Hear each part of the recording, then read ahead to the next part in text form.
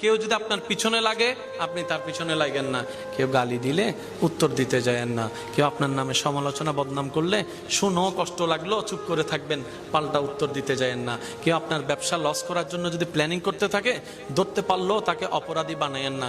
কেন জানেন? আপনি যখনই এরকম সিচুয়েশন করবেন শুধু একটা কথা বলবেন, ইয়া রব তুমি তো সবকিছু দেখতে পাচ্ছ, ইয়া রব তুমি তো সবকিছু শুনো, তো ইয়া রব তুমি তো সবকিছু জানো।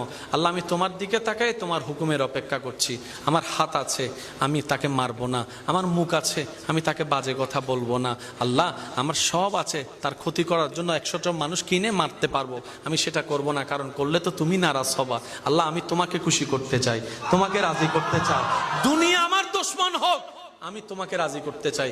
একবার বলে দেখেন, দেখেন আল্লাহ পাক আপনার পক্ষ হয়ে এমন এমন কাজ করবে যেখানে কোনো প্রমাণও থাকবে না, জয় আপনার হয়ে যাবে, সম্মান আপনার হয়ে যাবে, রিজিক আপনার বরাদ্দ হয়ে